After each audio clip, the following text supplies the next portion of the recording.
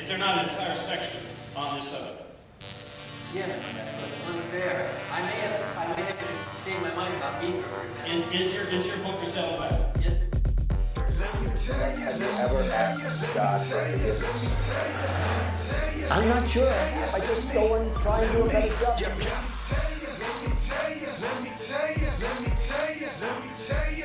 Say it like you mean it. This is my body. Yo, Trey. What up? I got something to say.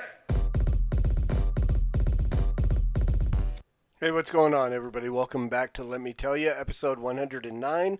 I'm your host, Norm the Master's Dog Dunham, a.k.a. the Evangelical Norm. So, it has been another kind of crazy week in the news cycle, as always. It just seems like it never slows down. It's always going, right? And, I mean, there's so much we could talk about it, but, you know, trying to keep it squished into a 30-minute episode, pick and choose the things we talk about, hopefully.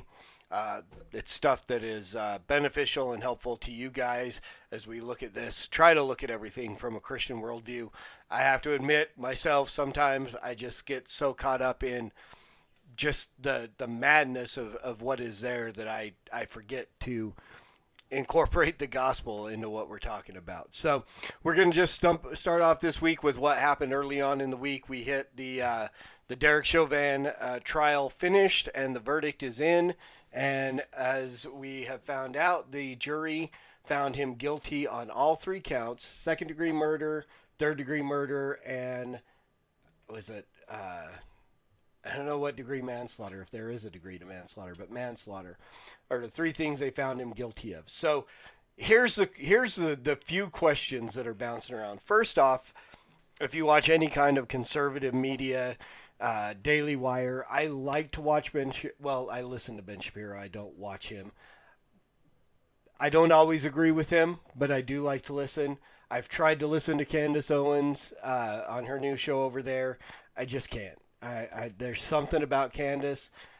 There are things that we agree with, and there are things that we totally, I don't know that I want to say absolutely disagree, but the way she comes at it, I just can't get with it. So, but if you've listened to any of those guys, they're telling you the jury got this absolutely wrong. Now, granted, Ben Shapiro comes at this more from a legal mind because he did graduate law school. I don't know if he ever practiced law anywhere, but he is a law school graduate. So he comes at this from a different angle, from a legal angle. So I give a little more credence to what he says. But again, we watched this video, right? We watched the 9 minutes plus that Derek Chauvin kept his neck on George Floyd's neck. Or kept his knee on George Floyd's neck. He didn't put that, yeah. Ooh, there's a slip, right? So 9 minutes underneath that dude's knee. And I've said it before, let's continue to beat the dead horse. It doesn't matter any of the underlying stuff. The 9 minutes underneath that man's knee, whether that 9 minutes physically exacerbated, caused by stress or whatever, the conditions that caused George Floyd to die, or if he did simply die from a fentanyl overdose and an enlarged heart or whatever they said it was, the reality is those things could have been medically treated if he had been allowed to get up and a medic had been allowed to assess him. So either way, we see the fact that Derek Chauvin stayed there for those 9 minutes is ultimately responsible for George Floyd not getting the attention that he needed to save his life. Does that make sense? So you take all those other things that are wrapped up. And then again, the whole issue of, I had to hear it again last week where she brought forth all of his past moral failings and the sins and the crimes that he had committed. And here's the thing, and I've said this before, and this is where I stand. It really looks like when you look at what happened and all the information we have behind it, that George Floyd was in Minnesota getting his life together, turning his life around. He had been Candace Owens points out all the times that he'd been to prison, 9 times, I think it was, that he's gone to jail or prison or whatever. But for a few years, it seems like correct me if I'm wrong, but for like almost 4 years, he had been out of trouble. And then COVID hit. People lost their jobs. People, things happen that could easily cause somebody who has had a past issue with drug addiction to relapse. He might have lost his job, might have lost income, and so on. So all these things put together, I can see that this could be a man who is putting his life back together and had a momentary relapse, and now he's dead. But according to Candace Owens, and I'm not saying we continue to make him a saint. I'm not saying he's Saint George, but I'm also saying that he was not beyond redemption. He was not beyond even being redeemed and having a moment of weakness and fallen. Right? We all go through it. I mean, look, I love the fact that she posted some stuff about his history or other people's history, and Ivy Connerly put out a tweet talking about, well, what about the Apostle Paul? Right? He murdered people, wrote 2/3 of the Bible. Now, am I comparing George Floyd to Paul? No. But I'm comparing situations. You can have a criminal background. You can have a moral failing filled background and still be redeemed by Christ and yet still fall. I mean, Romans 7 breaks all that down for us for Paul, right? So again, the reality is Derek Chauvin is culpable. I don't know the legal ramifications of being able to say he was, because second degree is unintentional murder, third degree is unintentional, manslaughter is all unintentional. So they all could fit. I don't know how they broke those down and applied each of those different charges and how they managed to charge him with all three. That was something I kept hearing that was a weird, questionable thing. Does he have a huge platform for appeal? Absolutely, because thanks to Maxine Waters and people like that who literally were inciting violence, unlike January 6th where Trump was not inciting violence but they accused him of it, this lady was literally inciting violence if they did not get their way, and it led to, the judge wouldn't give a mistrial, but the judge even said to the lawyer, you have grounds for appeal based on what she said and what President Biden said. So it would literally behoove politicians and other people to keep their mouths shut until everything's said and done. Christians included on the other side of things. It really would. It would behoove us to, as I said before, we mourn with those who mourn, whether they've got a criminal background or not. George Floyd's mother lost her son. Daughter lost her father. If we can't stop and mourn with them for a moment, weep with those who weep. And then we can move on, and when information comes out and so on, give it some time, like I did the other day with Ma'Khia Bryant's situation on Jory Micah's special podcast. So again, he's culpable. I think the verdict was correct. Do I think there's a good chance it could be overturned? It's possible. I hope not. If some get overturned, I hope that at least enough stay there that he does serve time in prison. I hope. But then again, just like I said the other day, now we can mourn with Derek Chauvin's family, who, on the positive side, at least they still get to visit dad or son or whoever in prison. They can still go visit him in prison. He's not gone completely, but there is a loss there. So again, from that Christian worldview, we come back again and we mourn with those who mourn. And that leads us to this next thing. Before the case was even, I guess the verdict had been out for a couple hours, we hear news that another police officer has shot and killed another black person.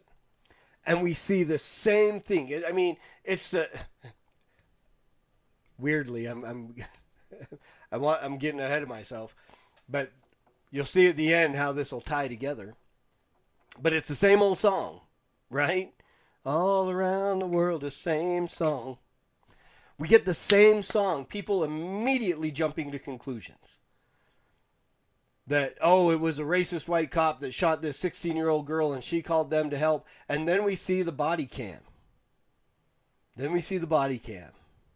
And of course, then people like Jory Micah and others completely switch their tune from, again, these are people who we've seen them come against the castle law or the stand my ground laws or anything like that. Now they're invoking these in defense of Micaiah Bryant because she was trying to stab these girls and they were saying, well, she was defending herself. Well, I watched the video and it didn't seem like they didn't seem to pose much of a threat. Now, again, I'm watching a video that everybody else is watching with the same amount of information. And the reality is this police officer saved a young girl's life. In the process, there was a tragic taking of another life, but he saved that girl's life. If that police officer hadn't shown up and hadn't done what he did, I mean, really, would we even have known about the other girl who would have been stabbed? Or two girls who had been stabbed? You know, and again, the whole issue of, I'm watching this video, there are dudes. Here's where I'm going to come at. I'm going to come at this from a whole different angle. There were adult men standing by watching this happen. It's that freaking world star mentality that all we want to do is get it on tape. All we want to do is get this recorded and post it to the internet and hope that we can go viral. Nobody was stepping in to stop nothing. If one of those men had been men and had stepped in to say, knock this off, that police officer would have never had to draw his gun. If one of those men who were standing around in that situation would have been men and squashed the whole thing from the beginning, sent the two girls who were apparently there to jump Micaiah or whatever, sent they butts home, sent them home to their mama or their papa to get themselves whooped, and then proceeded to give some discipline to his own daughter. I don't know if it was her dad or not. I don't know. But I know there were men standing around in those videos just watching. Man up. Put a stop. I mean, you know what? Here's the deal. If I'm standing in that yard and I see this girl coming out with a knife going after another girl, I'm going to do what I can do to stop that. Do I get stabbed? Who knows? But I'm going to do what I can do, one, to protect the other life myself. And two, if one of those dudes would have manned up and put a stop to it, that cop never would have had to pull his weapon. He could have pulled up on the scene, worked things out, and gone on. Micaiah Bryant would still be alive. But there were men there that would rather videotape and post that garbage to Instagram, YouTube, Facebook, wherever, World Star, that they weren't willing to step in and put a stop to it. And it's a horrible tragedy. It would have been a tragedy. This had tragedy written all over it. And potentially could have been stopped if one of the dudes that were standing around had just grown a pair and put a stop to it. But then again, we get LeBron James is automatically tweeting out to the picture of the cop, "You're next." I do believe he deleted that tweet because he got blasted. I mean, they put him on blast like crazy because of that tweet, and he finally deleted it. But, I mean, people just jump into conclusions. Jory Micah jump into conclusions.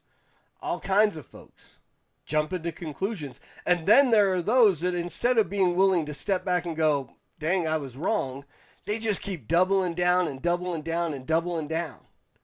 I mean, there are people literally out there defending the fact that this girl was about to stab another girl. And they're perfectly okay with that. And that's just, it's not right. It's not right. It's a tragedy no matter how we look at it. Do I wish it could have turned out differently? Absolutely. Have I heard all the different things that people say and shoot her in the leg? Sorry, folks. Cops don't train to shoot legs or arms or hands. They're not all super duper sharpshooters.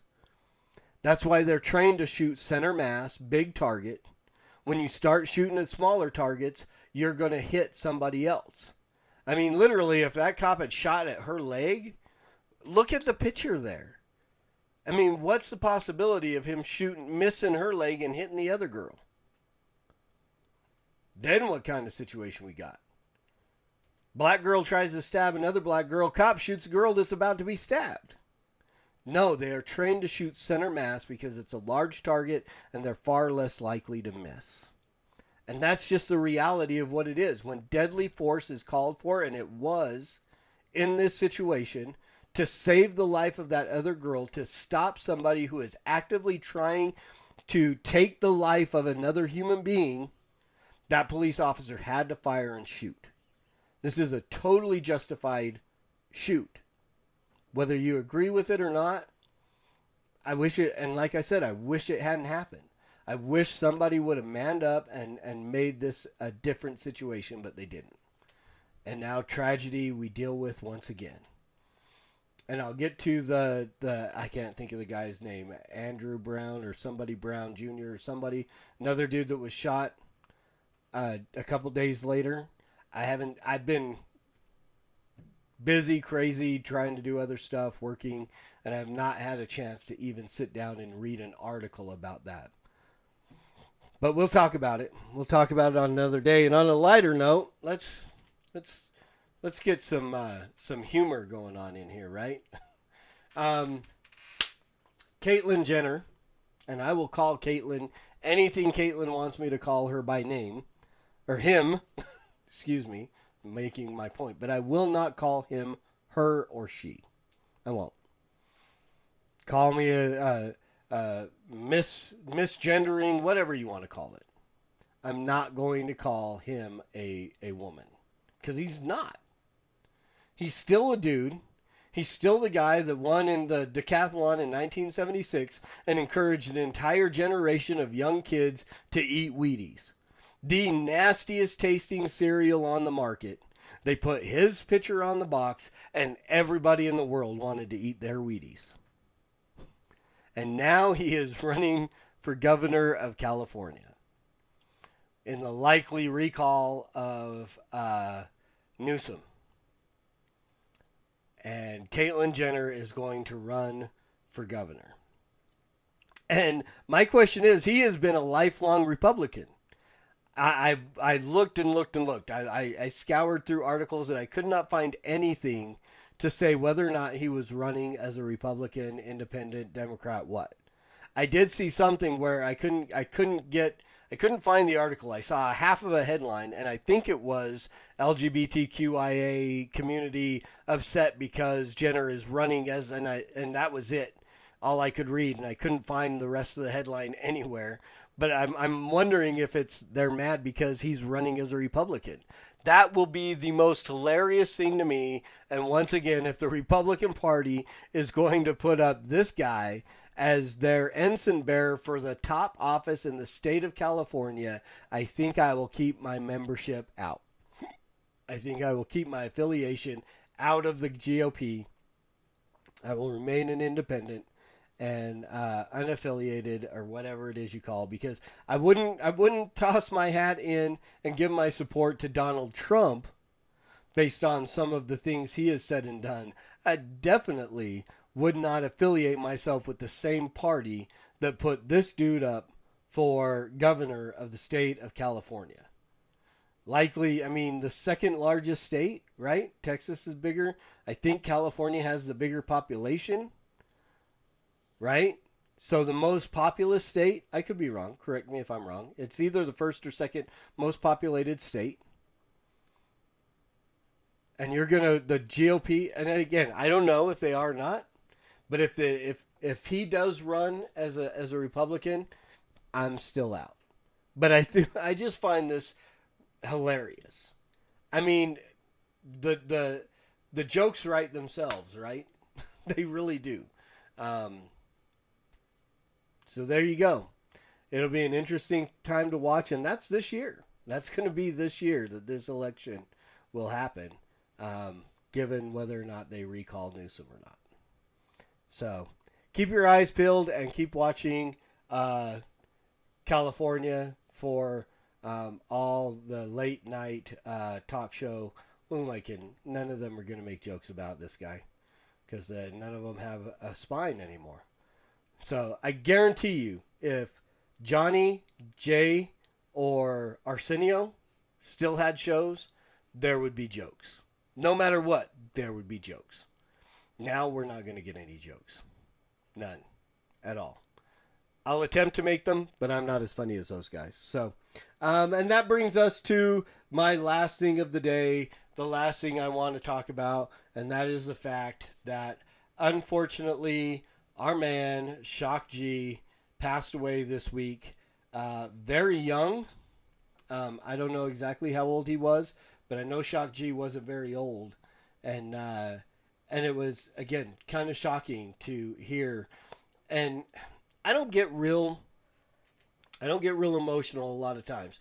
I mean, I didn't listen to a whole lot of DMX. I had kind of moved I was on my way out of secular hip hop and into Christian hip hop at the time that DMX was becoming large. So I didn't listen to a whole lot of X, but I mean, I still had respect for the dude. But I was not affected as much by his death as I was by hearing about Shock G. Because, again, I mean, I spent time and invested time in listening to this guy's music, to Digital Underground, the fact that they gave rise to who could be top 5, arguably for me, the top 3. Well, no, I still got to make him top 5. I mean, top 3 secular lyricists, MCs of all time. You know, Tupac come up, and that's why I'm going to play this song. And again, it's ironic that I'm bouncing out with this song because of the fact that no matter what happens in the news cycle on either side, it's the same old song. It's the same old song. So I wish I could say, like most people, rest in peace, Shock G, but bro, I don't know where his soul was. I hope he was saved. I hope he heard the gospel, repented, and put his faith in Christ. But I can't say any of that for 100, right? I can't keep it a thou wow and say that I know for sure. So I just got to hope and pray that he heard the gospel and he was saved. And that somebody preached it. And that's why I think we need to be out there sharing the gospel as much as possible. So we're going to break out. There's potentially, I can't remember how much, if there's any language or inappropriateness in this song, but be warned, it is 1990s hip hop. So there's likely a foul language or a sexual innuendo. Who am I kidding? There's sexual innuendo throughout the song. But here we go. Same song, really, that launched Tupac's career and solidified Digital Underground as a kind of a Billboard charting group. They'd already been known by other people before that, but here we go. The same song in memory of our man, Shock G. And unfortunately, with Shock G goes Humpty Hump.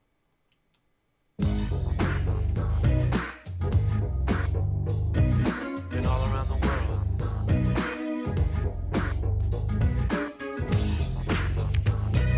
Been all around the world.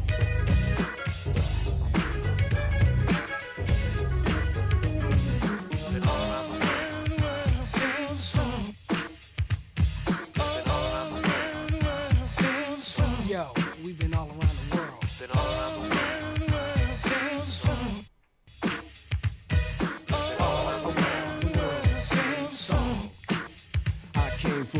party to get naughty, get my rocks on, eat popcorn, watch you move your body to the pop song that I'm singing, ding-a-linging, funky beats ringing, everybody swinging in the place as I kick the J's, easy Y style, R&B, mixing it with the hip-hop swing beat, champagne in my hand, it won't be long till I'm gone. It's just the same old song. It's just a freestyle, meanwhile we keep the beat kicking. Sweat dripping, girlies in the limo eating chicken. Oops, don't get the grease on your pantyhose. I love you, Rover, move over, I gotta blow my nose, sneezing, but still I'm pleasing all the slimmies. Pull out my Jimmy, time to get busy with a Jenny. If it's good and plenty, don't you know? There I go, there I go, there I go. But I don't go nowhere without my gym hat. What I'm rapping is if she's clapping, then I'm strapping, cause I'm smarter than that. And then, girlie, maybe we can get along. Cutie after cutie, it's just the same old song.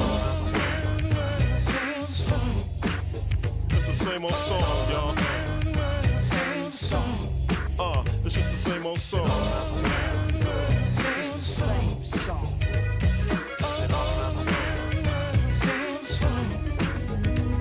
Money big, the freaky deaky, the squeaky wicky up and down. Well, as a matter of fact, I'll be right back. I gotta take a leaky. So I'm draining entertainers, but I got fame and the bases I touch. Too much for me to try to be naming. Hey yo, he saw me on cable and grin. I busted in and I was going to win. Like Clark Gable back in Oakland, it's the same old song for Sporty Shorty. Same freckles and hat, drinking the same 40. Hypothetical, political, lyrical, miracle whip, just like butter. My rhymes are legit, cause I'm the Humpty, not Humpty Dumpty, but Humpty Hump. Here a hump, there a hump, everywhere I'm Humpty Hump. Shut up and just listen, not dissing, don't get me wrong.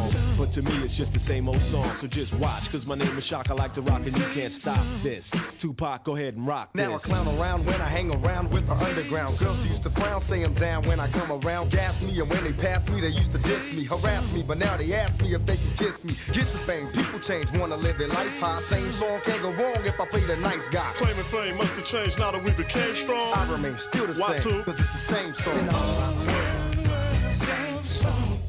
Same old song, y'all. Been all around the world, same song. Shout out, check out, shout out, stop. It's just the same old song. Ibby, play. Yeah, Humpty Hump in the house, y'all. And you know what? It's the same old song. All around the world, same song.